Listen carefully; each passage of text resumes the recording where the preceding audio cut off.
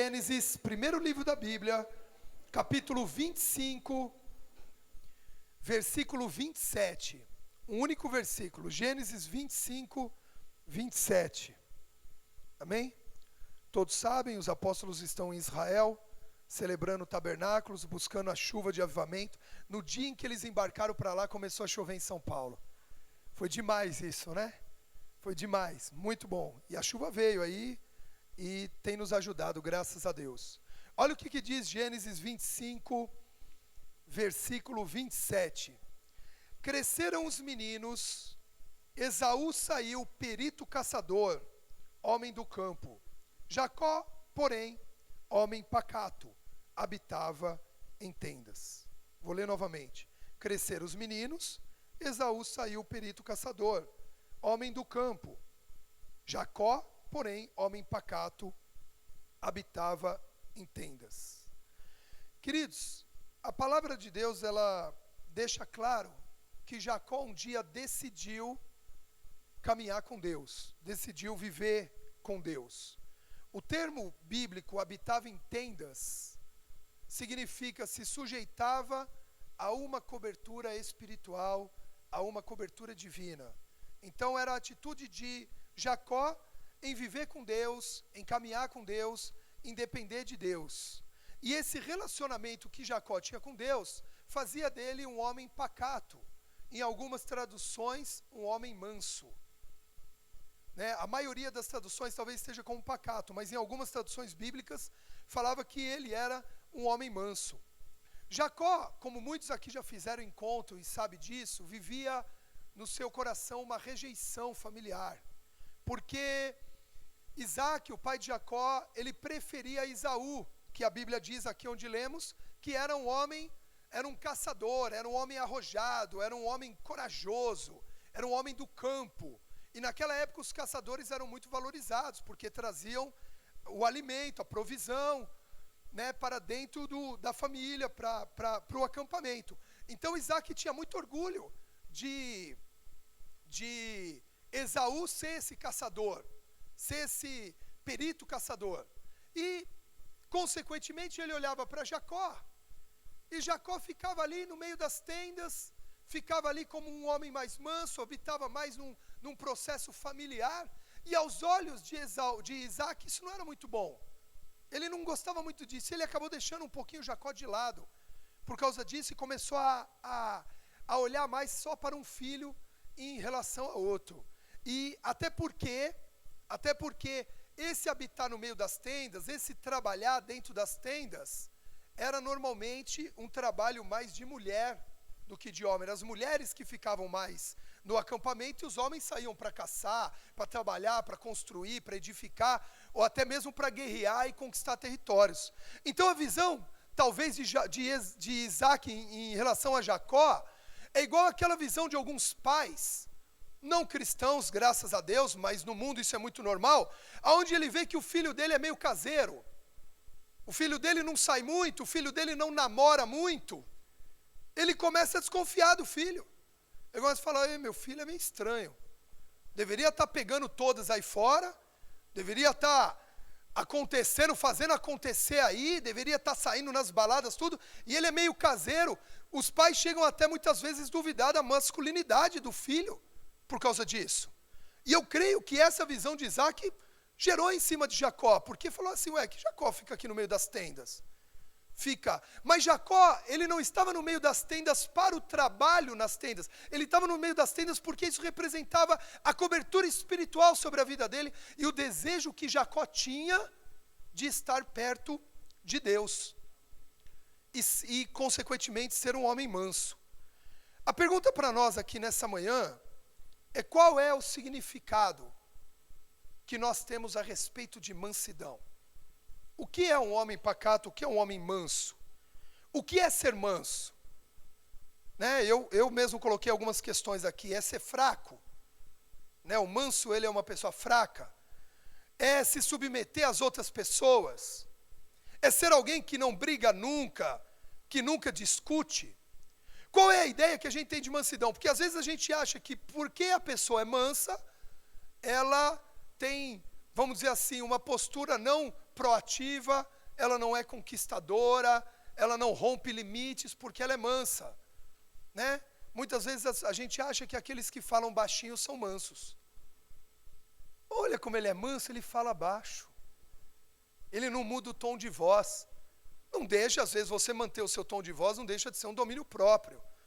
Mas isso não caracteriza realmente uma pessoa mansa. Agora, se a gente olhar para alguns exemplos bíblicos, como, por exemplo, Abraão, que era um homem manso, e Moisés, que, segundo a palavra, depois que teve um encontro face a face com Deus, se tornou o homem mais manso que a terra já conheceu. A Bíblia descreve isso a respeito de Moisés. É lógico que não contando o Senhor Jesus. Mas na terra, depois de ter um encontro com Deus, Moisés se tornou o homem mais manso que a terra já conheceu. Perceba que apesar desses homens serem mansos, tanto um quanto o outro foram grandes líderes e grandes conquistadores. Sabe por quê? Porque em Mateus capítulo 5, versículo 5 diz assim: bem-aventurados serão os mansos, porque estes herdarão a terra. Quantos aqui querem conquistas de território? A mansidão nos dá direito a isso. Abençoados são os mansos, porque a terra se tornará conquista deles. Amém? A bênção de Deus, queridos, repousa sobre aqueles que não desejam brigas nem divisões, que sabem viver em família e andam em aliança. Tem uma bênção de Deus nessa palavra em Mateus 5, quando diz os mansos herdarão a terra, está dizendo assim que há uma bênção de conquista para aqueles que evitam brigas, que evitam contendas. Não é que muitas vezes não aconteça uma situação, mas que evite essa situação, porque tem gente que gosta de briga, tem gente que tem prazer em confusão, não consegue passar um dia sem achar confusão com alguém, e se não acha fora, procura dentro de casa, procura entrar em confusão com o marido, com a esposa, com o filho, precisa brigar, tem necessidade de brigar. Eu sempre uso um exemplo que é de desenho animado, que é daquele desenho da Era do Gelo, que tem um leãozinho, um tigrezinho, que ele é meio doido assim, ele tem os olhos tudo virados assim, e ele é um tigre meio espivitado, assim, meio agitado, nervosinho. E tá todos os tigres esperando para dar o bote no mamute, que o mamute é grande, então todos tinham que ir ao mesmo tempo. E aí um dos tigres que estava traindo o bando lá, ele fala assim, para aquele tigre, ele fala assim: você quer brigar, não quer? Aí ele começa a tremer assim, ó. E aí ele fala assim: eu quero brigar. Aí o outro tigre fala: então é agora. E ele sai na frente e acaba com todo o plano do bando. Porque quer brigar. Porque quer brigar, e é terrível, queridos, a gente vê, ou a gente se relacionar com pessoas que tudo ela quer brigar, tudo ela quer discutir, tudo ela quer levar para o lado da divisão, de querer provar o correto, o certo, colocar a sua posição, ou muitas vezes impor a sua posição, né? Então, nós vemos que a bênção de Deus, ela está sobre aqueles que desejam, não as brigas, as divisões, mas que sabem viver em família, e andam em aliança. Aí você pode até se perguntar assim: como eu me torno manso? Se constantemente eu me pego gritando, irado, bravo, e quando eu vi não teve mansidão mais nenhuma. Não é o seu caso, graças a Deus. Né? Muitos selaram e outros profetizaram, eu sei como é que é nessa hora, mas realmente, não é mais o nosso caso, Deus está nos tratando. Mansidão, queridos, é fruto do Espírito, ou seja, não existe em uma vida natural, não nasce com o homem, não faz parte do caráter humano, tem que ser recebido da parte de Deus, é fruto do Espírito, não existe, por isso que esse falar baixo não é sinônimo de mansidão. Tem muitas pessoas que não discutem, tem muitas pessoas que não brigam, mas por dentro estão gerando princípios de vingança, de ódio, de mágoa, de rancor. Estão odiando, mas não estão falando nada. Ou estão falando baixo. Então não quer dizer que está falando baixo ou não está falando nada, é sinônimo de mansidão. E nós vamos entender por quê. Porque o segredo de ser manso, quantos querem esse princípio da mansidão? O segredo disso está no livro de Mateus, capítulo 11, versículo 28. Se você quiser abrir aí, senão já está separado ali para pôr no telão para você. Mateus 11, 28 diz assim: Vinde a mim todos os que estáis cansados e oprimidos ou sobrecarregados, e eu vos aliviarei. Próximo, 29. Dá para mudar? Para o 29? É que era a continuação, acho que eu não passei que tinha continuação. Mateus 11, 28 diz assim: Vinde a mim todos os que estáis cansados e oprimidos, e eu vos aliviarei. 29 agora, diz assim: Tomai sobre vós o meu jugo e aprendei de mim, porque sou manso e humilde de coração, e achareis descanso para a vossa alma, porque o meu jugo é suave e o meu fardo é leve.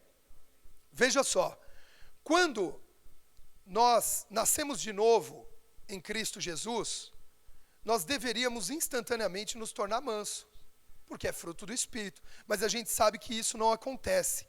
A mansidão é algo que ela vem sendo gerada dentro de nós, e essa palavra aqui de Mateus 11, ela nos mostra que através de 3 etapas essa mansidão vem. Primeiro, quando nós vamos à presença de Jesus, o que Jesus disse? Vinde a mim.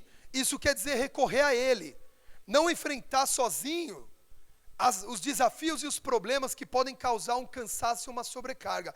Normalmente, quando uma pessoa, ela perde a mansidão, normalmente, fora aqueles que gostam de brigar, que eu já citei aqui, quando uma pessoa acaba perdendo aquela mansidão, aquele domínio próprio, quando ela está cansada, quando ela está sobrecarregada. Eu vejo mães que têm 3 filhos, por exemplo, como é o caso da minha esposa, ou outras mulheres que às vezes não tem 3, tem 2, tem 1, mas a criança, ela é ativa. Ela é o dia inteiro. Ela tem energia para gastar. E a gente vai passando o tempo, não tem tanta energia assim, a barba fica branca, vai mudando um pouquinho a história. E aquela energia que vai o dia inteiro, a criança vai fazendo. E às vezes a criança não está desobediente, não está fazendo nada de errado, mas ela está fazendo. Ela está mexendo, ela está querendo, aí ela começa a jogar bola dentro de casa, aí você manda parar de jogar bola, ela começa a jogar outra coisa, começa a fazer e tal. Chega no final do dia, aquela sobrecarga, aquele cansaço, não administrados em Deus, muitas vezes faz o quê? Com que aquela mãe, ou aquele pai, ou aquele tutor, aquela pessoa que cuidou daquela criança, chega no final do dia, perca a mansidão. Passou o dia inteiro aguentando. E normalmente é assim, a mãe passou o dia inteiro aguentando dentro de casa, e o marido está lá fora trabalhando. Aí o marido chega em casa, a mãe já está no limite, aí ela pega o filho e dá aquela chacoalhada, né? Aí o marido vira e fala assim: minha filha, você precisa ser mais mansa com as crianças. Eu sei porque eu já fiz isso. E aí um dia eu fiquei o dia inteiro em casa e eu vi que não é bem assim. Não é? Aí ela falou para mim: calma, moleque, fica mais manso. Que eu já estava... Por que faltou a mansidão? Porque a pessoa não é mansa? Porque a pessoa gosta de brigar? Não. Sobrecarga, cansaço. Isso acontece muitas vezes com homem ou mulher que trabalha fora. A sobrecarga do dia a dia, quando ele chega em casa cansado. E aí vem aquela carga maior ainda dos problemas familiares, dos desafios familiares, o cara não quer saber. Ele não quer ouvir. Ele quer se aliviar. Só que ele chega em casa, ele já teve problemas no trabalho, aí ele se encontra diante de outros problemas, e muitas vezes a mansidão naquela hora vai embora. E não podemos julgar esse único momento isolado como alguém que não é manso, como alguém que não tem domínio próprio, como alguém que não sabe. Precisamos entender os dois lados. E nessa hora de entender que a família cresce, que a família une, que a família se aperfeiçoa. Amém? Mas aonde nós precisamos deixar essa sobrecarga? Indo à presença de Deus. Então, o primeiro passo para que essa mansidão se estabeleça nas nossas vidas é: vinde a mim, é ir à presença de Jesus. Eu lembro, queridos, lógico, fui eu que participei disso, que ainda não convertido, minha mãe já convertida, Ela tinha 2 filhos, 3 filhos, mas a minha irmã era pacata e habitava em tendas, em família. Só a pastora Fernanda era mais tranquila dentro de casa. Mas eu e meu irmão, a gente era da pá virada. Eu, na parte dos vícios, da bebida, e meu irmão, briguento. Gostava de brigar.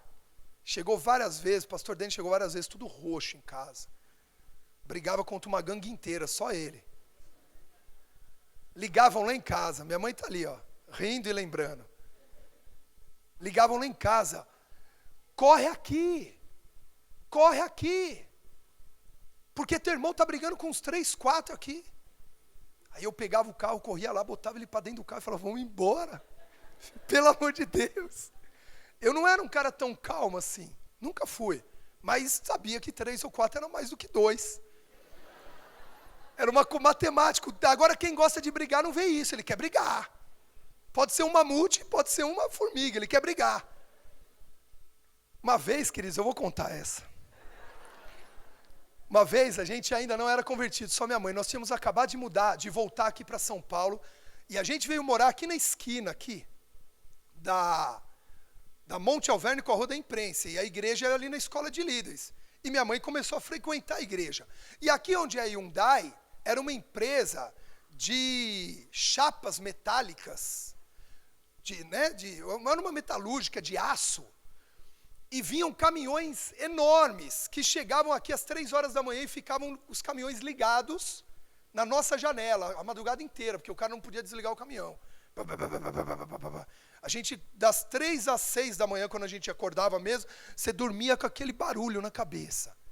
Um dia tudo bem, 2 dias tudo bem, mas conforme vai acumulando, sobrecarga, cansaço. E aí o que aconteceu?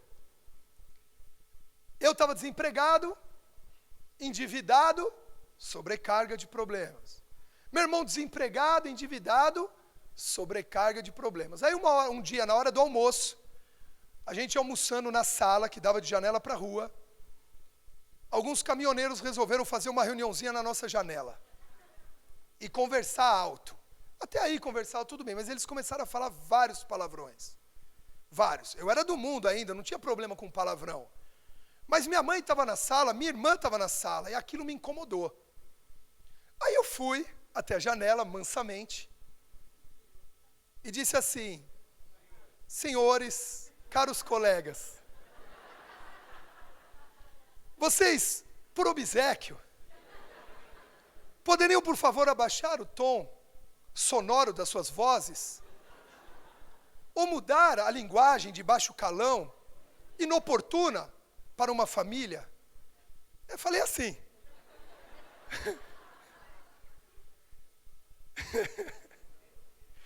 E aí eles falaram assim, e viraram as costas para mim. Aí eu mansamente voltei para o sofá, sobrecarregado já. E aí passa mais um pouco, eles continuaram. Aí eu fui na janela de novo, aí já sem mansidão. A primeira vez, eu não falei com essas palavras aqui, eu brinquei, mas eu falei de boa. A segunda vez eu já voltei, eu falei, chega, vocês estão na minha janela, minha mãe está aqui, minha irmã está aqui, vocês estão falando palavrão, vocês não têm educação, e minha mãe veio do lado. Aí olha só, como é a sobrecarga. O cara xingou minha mãe. De uma palavra terrível. Chamou ela de velha coroca.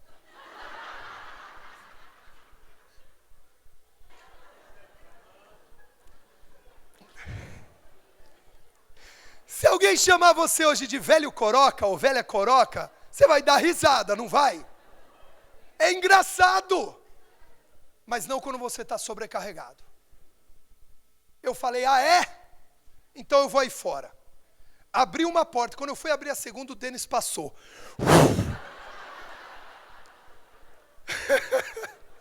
Quando ele passou, veio o primeiro caminhoneiro, olhou para ele e ele deu. O caminhoneiro caiu desmaiado.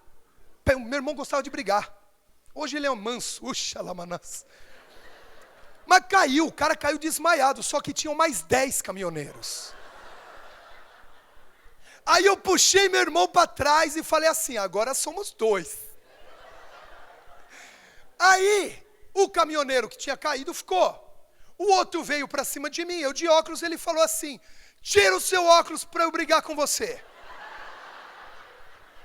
Gente, ninguém que quer brigar pede pro outro tirar o óculos.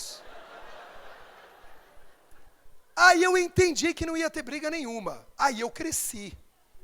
Aí ficou nós dois no meio da roda. Eu de costas pro Denis, o Denis de costas para mim. E a rodinha formada. Mas eu percebi que eles iam brigar e comecei a falar alto. Aquela barraqueira total. Horrível, horrível. Bom, minha mãe saiu, botou todo mundo para dentro, tal, trancou a porta. O cara ficou lá estatelado no chão. Não sei o que aconteceu. 5 minutos depois chegou a polícia. Eles chamaram a polícia pra gente. Aí a polícia perguntou, meu irmão falou que bateu num caminhoneiro desse tamanho. A polícia olhou e falou: meu filho, cuidado com os caras muito grandes.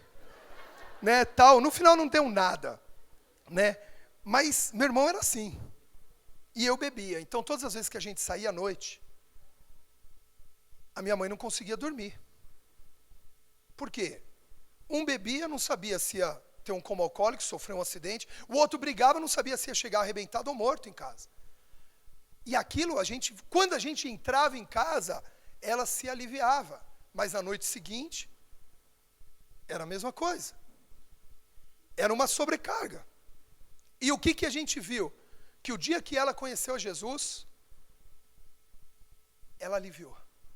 Ela entregou nas mãos de Deus. Esse vinde a mim fez parte da vida dela, onde ela voltou a dormir, onde ela voltou a descansar, onde ela sabia dos perigos que nós corríamos, mas também ela sabia que se Deus não pudesse cuidar, o sono dela, a falta de sono, ou ela ficar acordada, é que também não iria mudar a situação. E porque ela descansou, Deus pôde agir, pôde restaurar a família toda.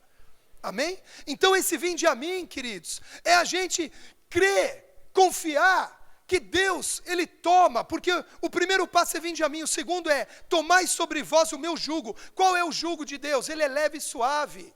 A tua sobrecarga do dia a dia só tem um lugar, um único lugar, aonde você pode lançar, que se chama Jesus Cristo. Queridos, não lance a sobrecarga no teu cônjuge, não lance a sobrecarga nos teus filhos, não lance a sobrecarga nos teus funcionários ou nos teus colegas de trabalho. Só existe um lugar onde a gente pode lançar nossa sobrecarga, segundo a Bíblia, se chama Jesus Cristo de Nazaré. Ele diz: lançai sobre mim a sua sobrecarga, o teu cansaço. Porque se você fizer isso, você vai, aí é a terceira etapa, você vai aprender de mim, que sou manso e humilde de coração. Jesus não falou: eu sou manso de palavras. Jesus não falou: eu sou manso no meu tom de voz. Jesus disse: eu sou manso de coração. Por isso que falar baixo não é sinônimo de mansidão. Eu sou manso de coração. Jesus tinha mansidão no coração, porque quando precisou ser firme, Jesus foi firme. Quando precisou falar alto, Jesus falou alto. E quando precisou dar surra em alguém, Jesus deu surra. Aí poderiam falar: Jesus perdeu a mansidão.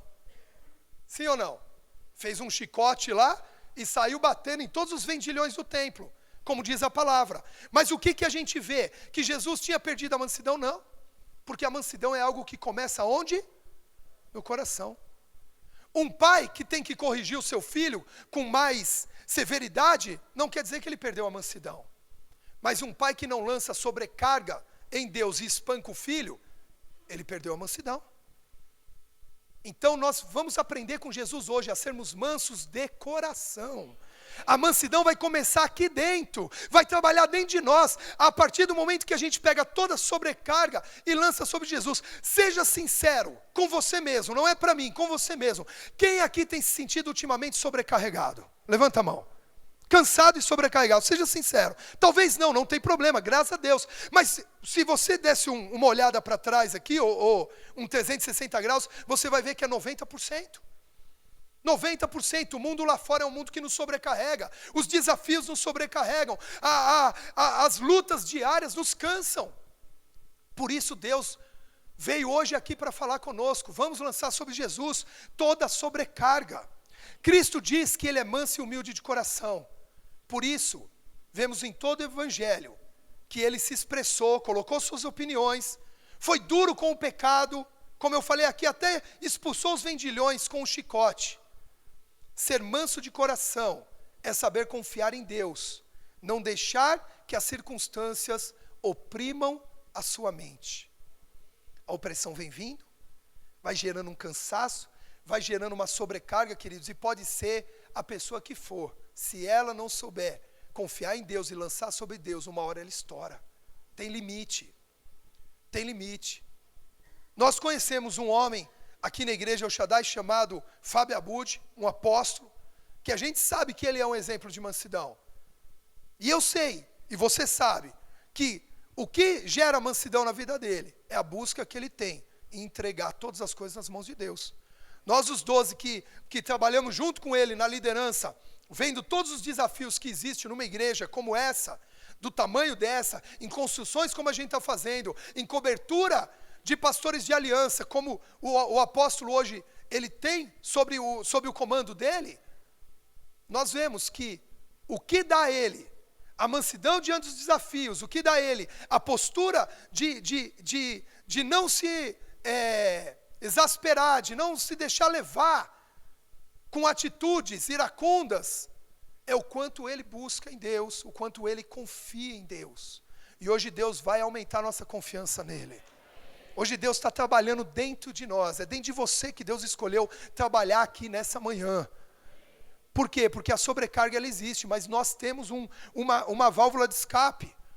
Nós podemos jogar essa sobrecarga sobre Jesus, mas muitas vezes não fazemos isso e acabamos lançando sobre outras pessoas.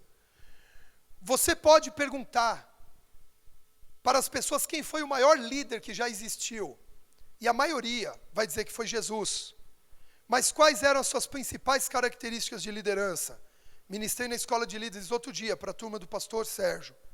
Mansidão e humildade. Essa é a única vez na Bíblia, a única, que Jesus diz a seguinte frase: aprendei de mim. Ele ensina muitas coisas, mas a única vez que ele diz aprendei comigo, ele diz, aprendei de mim, mansidão e humildade no coração. Então, se ele disse uma única vez, é porque nós precisamos levar em consideração. Nós precisamos entender que é importante sermos mansos de coração. Se nós estudássemos aqui a história de Jacó, lógico que não dá tempo de falar tudo, mas é uma história muito interessante, que fala muito os dias atuais, porque a história de Jacó fala de família, e nós enfrentamos um desafio familiar ultimamente, uma crise de conceitos familiares. Graças a Deus, tivemos uma vitória aí de votação recente, a respeito do conceito família. Conceito família segundo Deus, ele foi votado a favor, e assim vai permanecer em nome de Jesus. Cabe à igreja continuar orando e continuar acreditando nisso. Mas se nós estudássemos a história de Jacó, veríamos que em muitas situações ele falhou, ele enganou, ele mentiu, ele roubou, ou seja, ele errou, cometeu pecados, cometeu falhas. Mas algo que fica muito claro na vida deste homem, é que ele sempre teve um coração voltado para a família. Ele sempre teve o desejo de viver em família e de ter família. Deus tem o seu coração voltado para a família. Ele deseja, a Bíblia diz, que o solitário habite em família. Ele gerou a família da fé, para que ninguém que hoje esteja sem uma família de sangue, se sinta só, se sinta desamparado.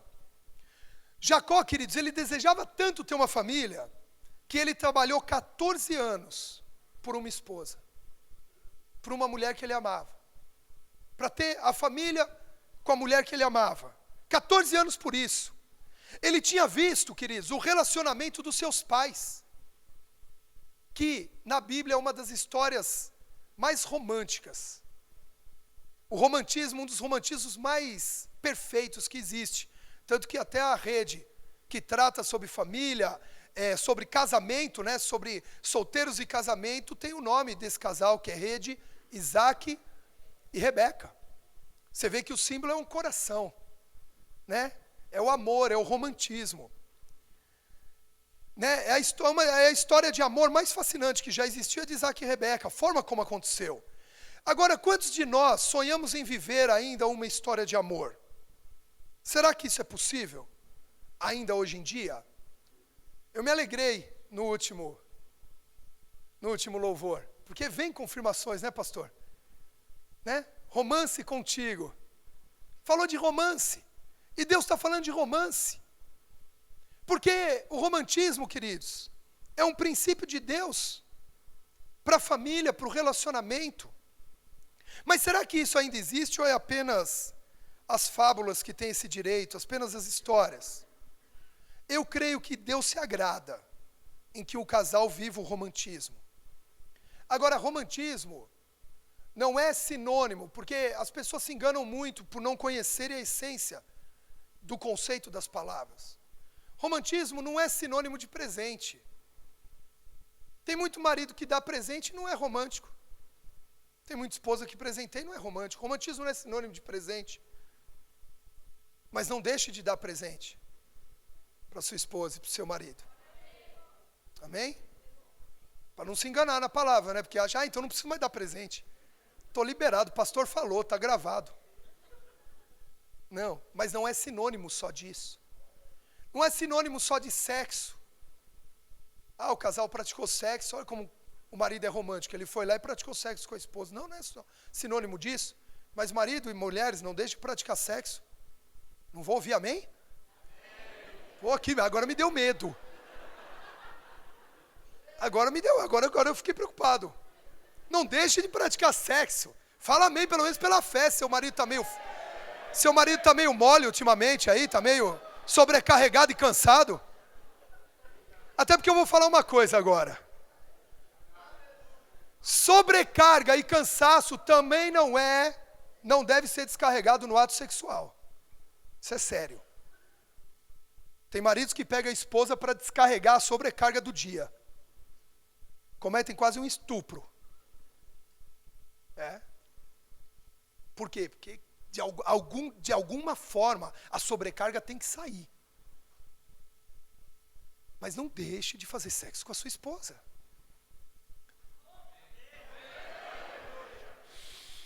Jesus, acho que eu vou mudar o resto da palavra aqui. É vergonha, né? Querido, sexo não é tabu. Sexo é dito na Bíblia, é falado por Deus. Não deixe o sexo ser um tabu na sua vida, não. Converse com seus filhos sobre isso, explique no momento da maturidade certa, mas explique e fale, porque se eles não aprenderem dentro de casa em princípios cristãos, o mundo lá fora fala de sexo o tempo inteiro e fala de forma deturpada e maligna. E nós não podemos aceitar isso dentro da nossa casa. Amém?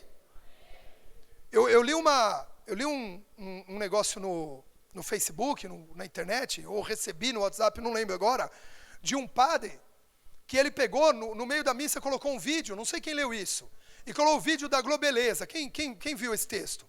Poucos, então eu vou falar. Ele colocou um vídeo da Globeleza no meio da missa. Você imagina como é que ficaram os católicos lá, assistindo aquilo. E ele ficou vendo lá, olhando para o telão ali, vendo a Globeleza lá. E todo mundo constrangido, pai e mãe tapando o olho do filho. Ai, meu Deus, credo. Ai, meu Deus, fizeram de tudo lá. Né? Tinha gente saindo da igreja. Aí ele terminou e falaram assim, tem alguém aqui que ficou chocado com essa cena? A igreja inteira, né? Alguns já ligando para o bispo, da arquidiocese, tudo aquilo, né? Aí ele falou assim, por que vocês ficaram chocados eu colocar isso aqui? Se isso passa na sua casa para os seus filhos todos os dias.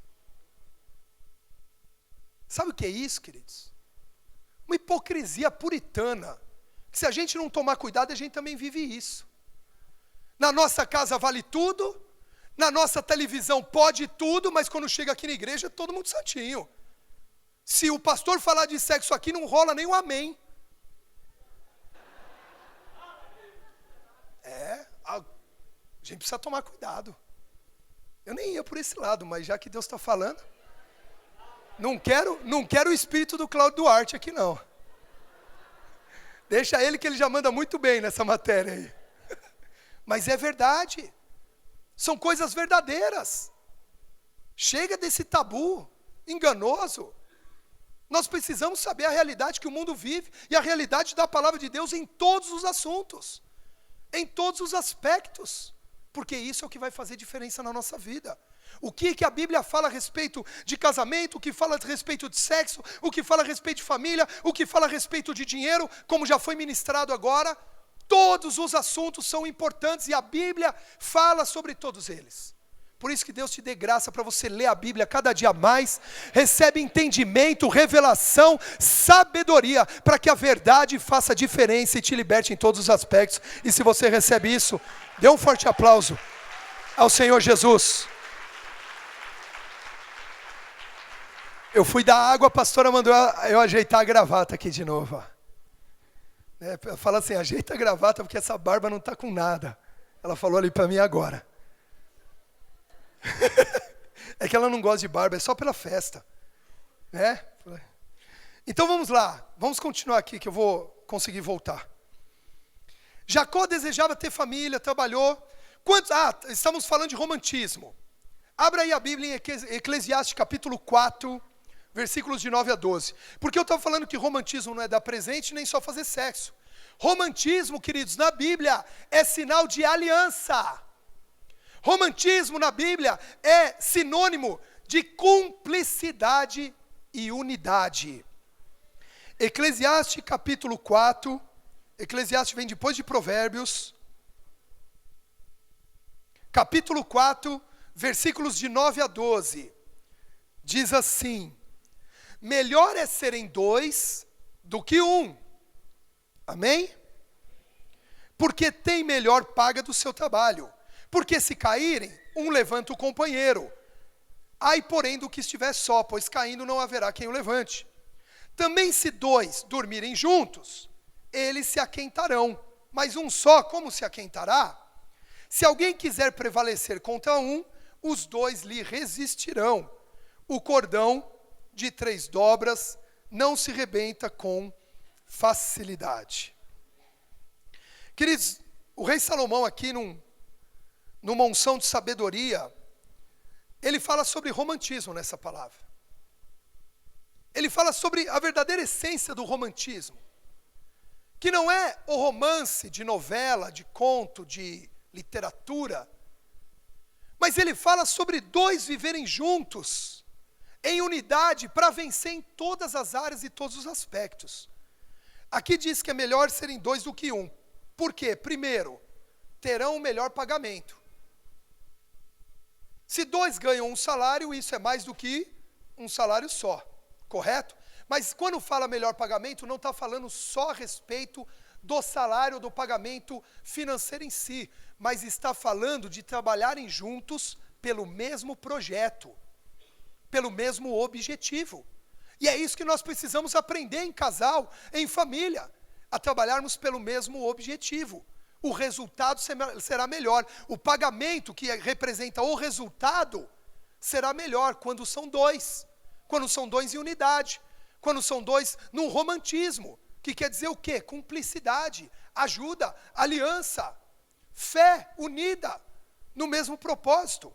Então, primeiro, eles terão o melhor resultado financeiro, o melhor resultado o melhor resultado em todos os aspectos de conquista. Segundo, diz aqui que se um cair, o outro levanta. Mas se um está sozinho e ele cai, não tem quem o levante. Não tem quem o ajude. Queridos, e nós como cristãos, devemos ser o exemplo, dentro e fora de casa, daquele que estende a mão a quem está com alguma dificuldade. Estende a mão para quem está com alguma dificuldade. Precisamos fazer isso. Precisamos ter essa disponibilidade. O nosso chamado cristão é esse. É de ajudar, é de abençoar, é de se unir a outro naquela dificuldade, naquele problema que talvez ele esteja enfrentando. Nós não podemos nos fechar nos próprios problemas e ao redor deixar com que cada um se vire. Porque às vezes tem gente caída do nosso lado, muito mais perto do que a gente imagina. Então está na hora de estender a mão, está na hora de ajudar. Agora, dentro de casa, dentro de um lar, o marido deve ter a mão estendida para a esposa deve ter a mão estendida para o marido. E não o julgamento, e não a condenação, e não o apontamento do erro, mas a mão estendida. É desafiador, isso é. Porque normalmente o outro sempre falha naquilo que normalmente nós não falhamos. Já reparou isso? O outro tem uma falha naquilo que você não tem. E você tem falhas que o outro também não tem. Não é um melhor que o outro. Mas normalmente, aonde a pessoa falha é onde você acerta. Então você se sente no direito do quê? De julgar, de condenar, ao invés de só estender a mão. Porque eu não falho nisso. Eu não erro nisso. A mulher é extremamente organizada. E o marido é desorganizado. É um exemplo bem distante daqui. Amém? O que acontece? A mulher se sente no direito de julgar, de condenar, porque ela é organizada. Mas o estender a mão também é o ensinar. O estender a mão também é o ajudar. Também é se colocar em mansidão à disposição. Exatamente. Então Deus está falando aqui que existe uma aliança aonde vai ter um melhor resultado, um melhor pagamento, aonde se um cair, o outro vai se levantar. Uma vez, queridos, profissionalmente eu caí. Eu cometi um erro, fiz uma sociedade indevida que Deus não mandou fazer e eu fui obstinado, eu fui teimoso. Fiz essa sociedade, perdi tudo. Estava na época com o meu escritório lá na Avenida Paulista, com funcionários. Perdi tudo, voltei para minha casa, para o meu quarto, com um equipamento, um computador. E aí, acabou o sonho de ser empresário. Falei, você quer saber, desisto disso. Entrei naqueles sites de busca de emprego, isso porque eu já tinha escritório há alguns anos. Entrei no site de busca de emprego e me cadastrei, comecei a olhar emprego. Nisso, por quê? Porque eu estava caído nessa hora. Eu caí, eu levei um tombo. E me machuquei, me feri, estava desistido. Nisso eu estou olhando os empregos, começando a procurar. A pastora Rosângela entra no quarto. E fala, o que você está fazendo? Eu falei, eu estou procurando emprego. Ela, por quê? Eu falei assim, porque, perdi tudo. Errei, falhei, perdi tudo. Agora acabou meu sonho de ser empresário. A promessa, não quero mais saber disso. É mais fácil procurar emprego, tenho o meu salário certinho lá, não quero mais saber disso daí não. E aí ela pegou e apontou para uma menorá, que estava em cima assim da mesa, do lado do meu computador.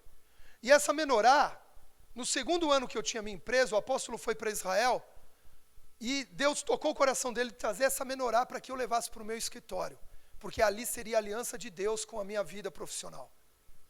Aí ela chegou para mim, ela podia naquela hora brigar comigo, ela podia naquela hora se aliançar comigo no tombo, porque tem gente que ao invés de ajudar a levantar, ela se aliancia no tombo. Ou ela oprime mais, derruba mais, ou ela se aliancia, é mesmo, não deu certo, senta no chão junto, fica os dois no chão. Mas a Bíblia está falando que um pode, se quiser, levantar o outro. E ela, de forma muito sábia, nessa hora, disse assim, olha esse objeto aqui. Aí eu olhei, já sabia, mas fiquei meio durão lá.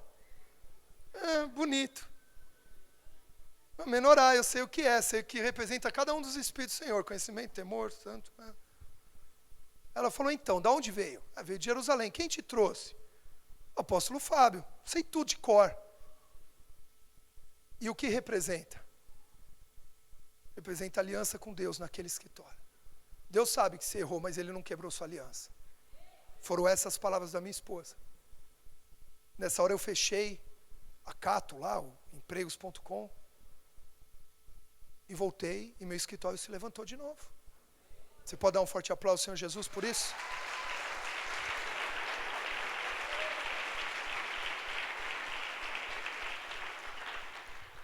Então, se um caiu, o outro levanta. Aí também diz que nesse romantismo os dois se esquentarão. Né? O amém ainda está fraco, mas já saiu alguma coisa. Mas eu não estou falando de sexo agora. Eu estou falando de aquecer o coração, gente. As palavras certas do marido aquecem o coração da esposa. As palavras certas da esposa aquecem o coração do marido. As palavras certas dos pais aquecem o coração dos filhos. É esse tipo de aquecimento. É esse tipo de não passar frio, queridos. Porque o inverno, o frio é muito ruim. Mas é mais ruim para quem mora na rua, para quem não tem um cobertor, não tem uma blusa. Para quem tem o cobertor, uma blusa, uma casa, o frio, você já consegue superar. Mas o frio no coração, queridos, não tem blusa que esquente. O frio do medo, o frio da incredulidade, o frio da incerteza, não tem blusa, nem cobertor, nem aquecedor que esquente. Só palavras, só atitude, só romantismo, só aliança é que vai esquentar. Então nós precisamos entender que nós mansos, com palavras mansas, poderemos esquentar o coração do nosso cônjuge, poderemos esquentar o coração dos nossos filhos, dos nossos discípulos e até dos nossos líderes. Num relacionamento de unidade, de aliança. Amém? E também diz que os dois, se forem um, se estiverem juntos, eles resistirão às adversidades. Não diz que eles irão atacar. Resistir não é atacar. Resistir é ficar firme. Olha o que a palavra de Deus diz. Sujeitai-vos a Deus e resisti ao diabo, e ele fugirá de vós. Quando que um homem consegue resistir ao diabo? Quando ele se une a Deus. Unidade. Então, quando uma família resiste aos problemas, quando uma família resiste às dificuldades, quando ela se une, quando há aliança, quando há romantismo, quando há querer o bem do outro e não só a busca dos seus próprios interesses. Fica claro, queridos, com isso, que família é sim um projeto de Deus para a conquista plena do ser humano. Quantos querem ser plenos aqui? Deus vai mudar a história da tua casa e da tua família. Essa plenitude vai vir de forma sobrenatural. Algo que você nunca sonhou, nunca esperou. Algo que você ainda nem projetou, nem orou. Deus já está preparando para a tua vida e para a tua casa. Em nome de Jesus. Pode aplaudir que é para o Senhor.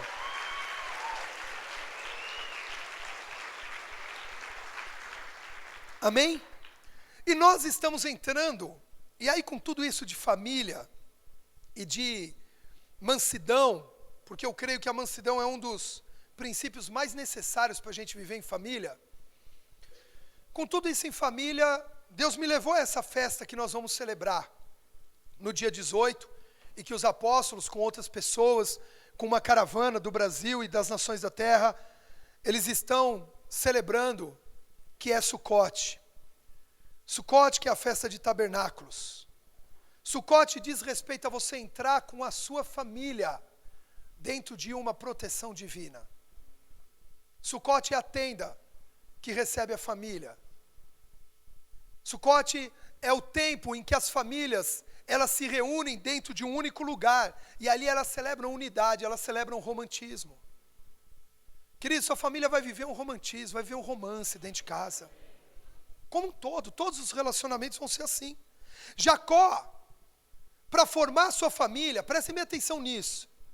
Jacó, para formar sua família, ele enfrentou as mentiras e os enganos do sogro, a esterilidade da mulher que ele amava, uma prisão financeira de 14 anos, mas vemos que mesmo com todas essas adversidades, o sonho dele em ter uma própria família não esmoreceu. A confiança dele em Deus, que era quem podia dar a família, não se abalou.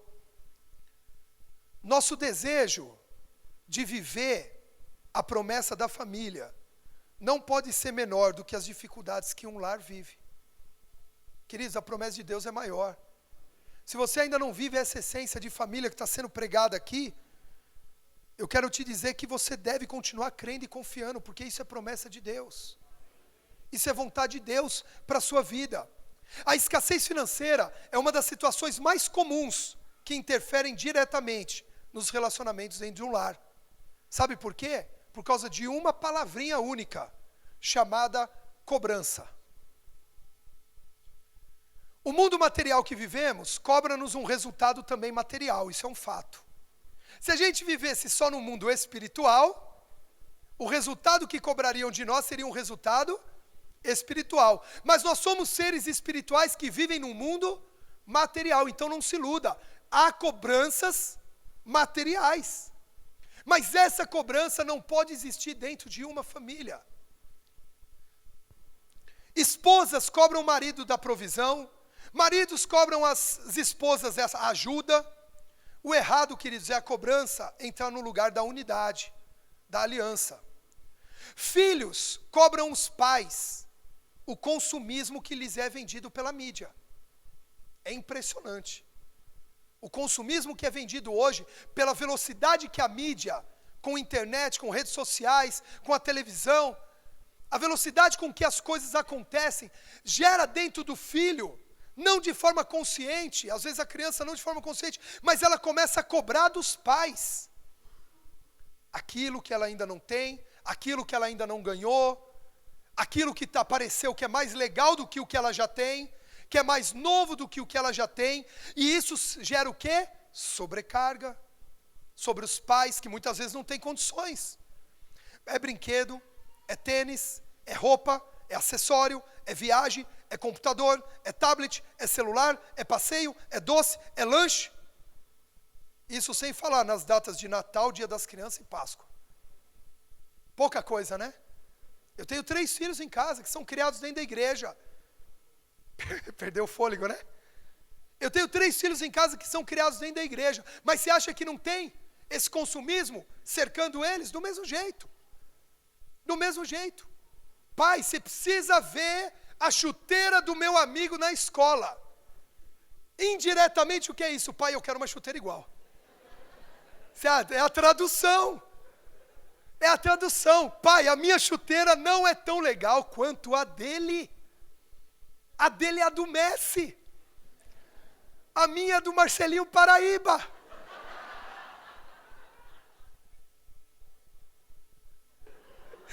Isso não estava escrito, tá, gente? Mas é verdade. Joga 2 vezes com a chuteira, pai, minha chuteira está ficando velha. Está ficando velha não, é porque saiu uma mais nova. Saiu uma dourada, tem uma que é dourada. Tem uma que é de escama de peixe. É a do Messi. É a do Messi. R$1.000 é uma dessa? Aí, ó. R$1.000 uma chuteira. Ué. Qual é o problema de dar uma chuteira de R$1.000? Nenhuma, se você tem R$1.000 sobrando. Se R$1.000 não faz mais diferença no teu orçamento, se R$1.000 já te sobra para você comprar uma chuteira dessa. Eu não tenho nada contra você comprar algo bom, algo caro, se isso é a tua realidade. Faça a viagem que você tem que fazer, vá para onde você tem que ir, se divirta onde você tem que ir, se isso é a tua realidade. Mas se não é, não se engane.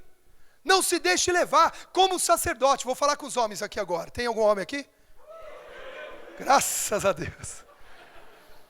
Deixa eu falar para você. Não se deixe levar por pressões dentro da sua casa, em gastar mais do que você ganha. É responsabilidade tua. E falo isso com temor em Deus, porque é responsabilidade minha também. Graças a Deus nossas mulheres são sábias. Olha como fala meio rápido nessa hora. Amém? Nossas mulheres são sábias.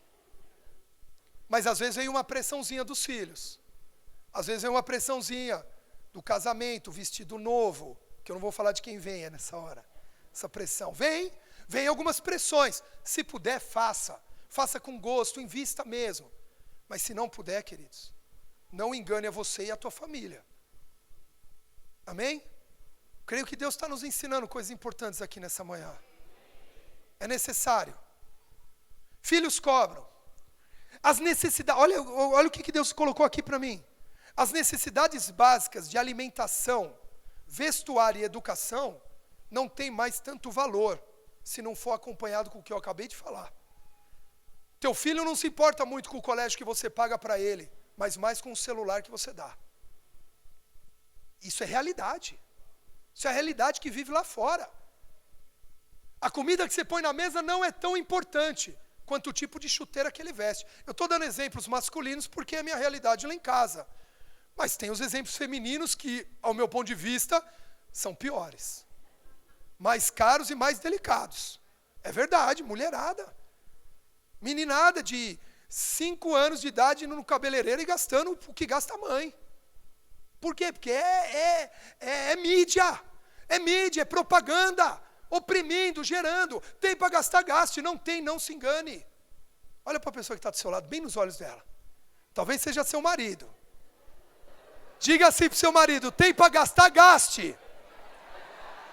Mas se não tem, não se engane e não me engane, porque eu te amo do mesmo jeito. Dá um forte aplauso ao Senhor Jesus.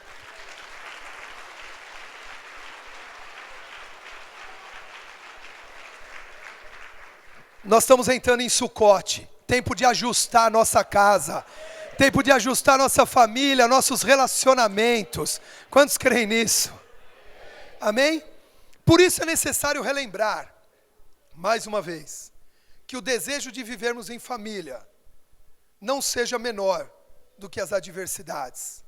Deus sonhou com sua família, Ele sonha com a sua família, mesmo que hoje você aqui se encontre sozinho. Ou sozinho porque a tua família não se converteu ainda, ou sozinho porque você está sozinho, não casou, ou se separou, ou é viúvo. Deus continua sonhando com o princípio família para você. Deus sonhou com a família de Jacó, mas precisou que Jacó sonhasse também. Amém? Para que a família de Jacó pudesse habitar em Sucote, presta atenção nisso para a gente finalizar. Isso talvez seja o eixo para que a gente consiga viver tudo o que foi falado anteriormente, de mansidão, de relacionamento, de romantismo. Presta atenção em algo. Para que a família de Jacó pudesse entrar em Sucote, ou seja, em tabernáculos, na proteção, na essência divina para a família, foi necessário que ele resolvesse pendências familiares passadas. Jacó reencontrou-se com seu irmão Esaú. Você que já fez o encontro conhece muito bem essa passagem, antes de ir para Sucote. Mas o que ele fez, esse desfecho ser feliz, foi que antes de Jacó se reconciliar com seu irmão, primeiro ele se reconciliou com Deus. Voltamos lá no começo de tudo. Antes de sermos mansos, de conseguirmos sermos mansos, de nos reconciliarmos com as pessoas, existe o vinde a mim. Precisamos estar em Deus. Você quer ter paz familiar, você quer ter reconciliação talvez com alguma situação familiar que está pendente? Talvez você chegou aqui hoje, nessa manhã, com pendências familiares. Talvez antes de sair em casa uma pendência surgiu numa briga entre você e seu marido. Você e sua esposa, você e seus filhos, antes de você chegar aqui. Essa pendência se resolve primeiro, no vinde a mim, indo para a presença de Deus. Se reconciliando com Deus. Jacó primeiro lá no Val de Jaboque, em Peniel, se reconciliou com Deus. E aquela reconciliação dele com Deus, onde ele se sentiu perdoado, amado, ele se sentiu filho de Deus, permitiu com que ele se reconciliasse também com o seu irmão, que por um problema muito sério familiar, queria matá-lo. Esaú queria matar Jacó, tirar a vida de Jacó, e estava vindo ao encontro de Jacó, com 400 homens, 400 soldados, e Jacó estava com 2 esposas, 2 concubinas e 11 filhos, para enfrentar 400 soldados. Mas quando ele se reconciliou com Deus, Deus liberou a reconciliação com o irmão. Jacó se reconciliou, fechou a brecha familiar, fechou a pendência familiar. Estar bem em casa e nos relacionamentos familiares está diretamente ligado a buscarmos um relacionamento sadio com Deus. Muitos se enganam em achar que o seu problema maior é a família. Queridos, tudo se resolve quando a gente está bem com Deus. Porque quando a gente está bem com Deus, a gente fica mais paciente. Quando a gente está bem com Deus, a gente fica mais manso. Quando a gente está bem com Deus, a gente ama mais, a gente suporta mais.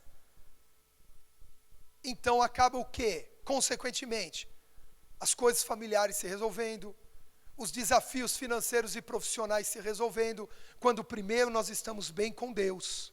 Amém? As tendas de Jacó, que são citadas depois, tanto no Antigo quanto no Novo Testamento, porque ele era um homem de família. As tendas de Jacó, a casa dele, as tendas dos filhos dele, foram montadas em Sucote. Veja o que diz o Salmo 108, versículo 7. Diz assim: Vou ler aqui para não abrir a Bíblia. Aí é só esse mesmo. Deus falou no seu santuário: eu me regozijarei, repartirei Siquém e medirei o vale de Sucote. Se você lê o Salmo e as palavras que se referem a esse Salmo, está dizendo que a alegria de Deus, o regozijo de Deus em Sucote era tão grande por alguém ter escolhido habitar ali em família, que alguns lugares ele repartiria, mas Sucote ele mediria. E o que quer dizer essa medição de Deus? Quer dizer que ele cuidaria de todo o perímetro daquela região. É a mesma coisa que Deus está dizendo. Se você for uma pessoa voltada à família, a relacionamentos familiares, ao romantismo familiar, Deus vai cuidar de todo o perímetro da sua vida. Não terá uma área da sua vida que Deus não cuide, que Deus não resolva, que Deus não restaure e que Deus não prospere. E se você recebe, diga: eu recebo. Em nome de Jesus.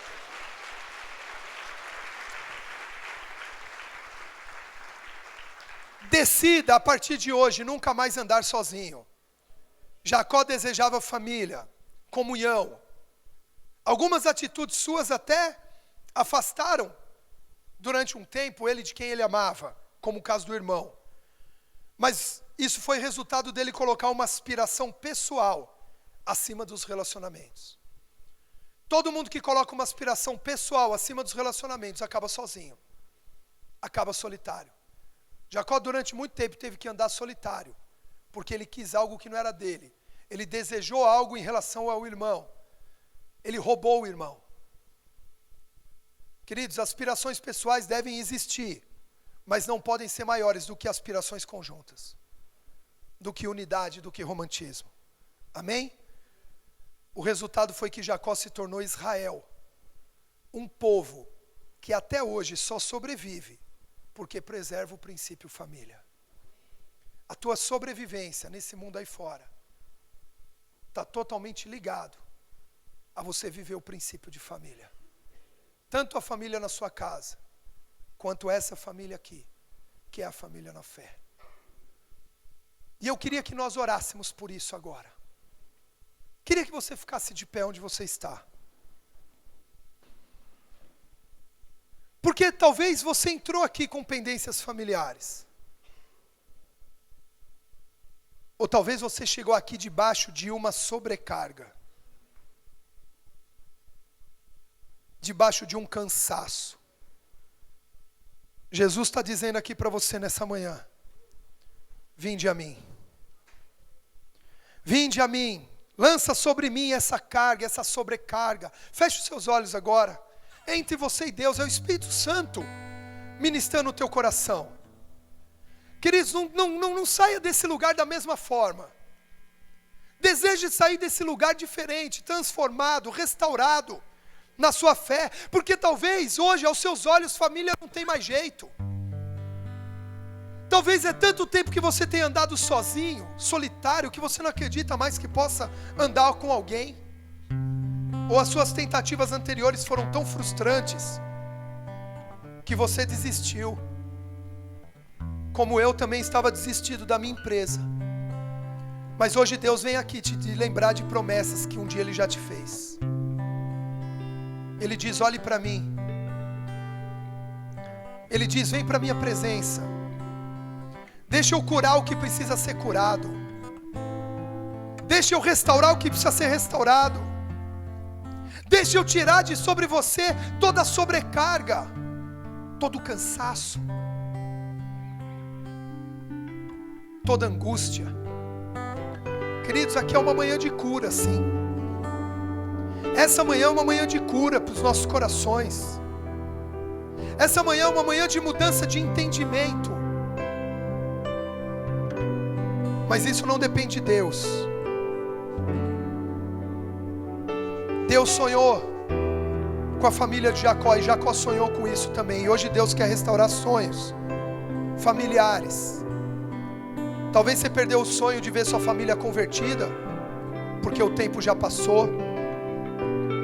Talvez você perdeu o sonho de ver o seu casamento romântico, porque o tempo já passou.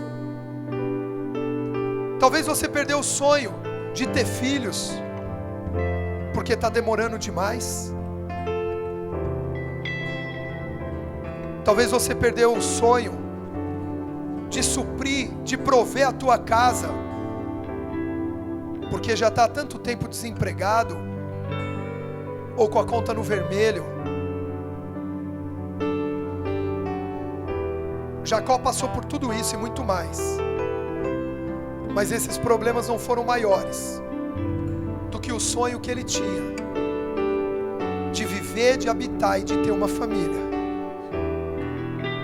Por mais que o mundo lá fora tente, ele não vai conseguir acabar com esse projeto de Deus, porque os projetos de Deus não são frustrados, os sonhos de Deus nunca podem morrer.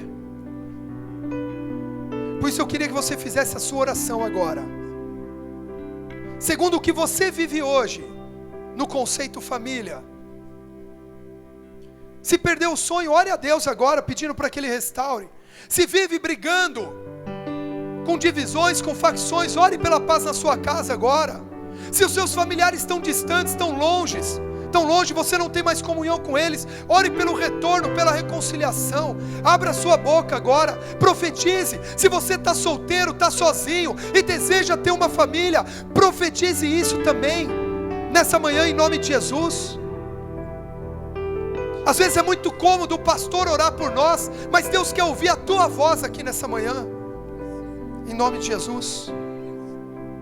É o seu momento com Deus. Não saia desse lugar sem liberar nos céus uma palavra que mude destino.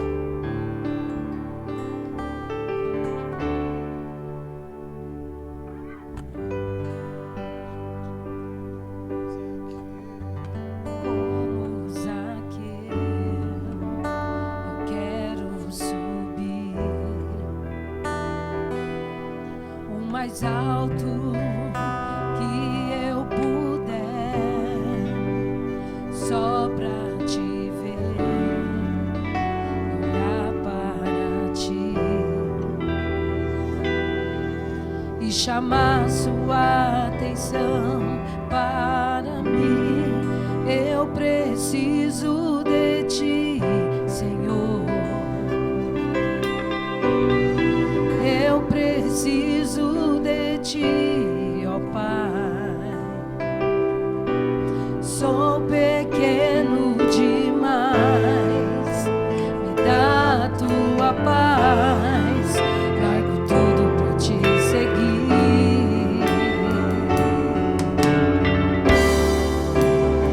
Entra na minha casa, entra na minha vida, mexe com minha estrutura, sara todas as feridas, me ensina a ter santidade.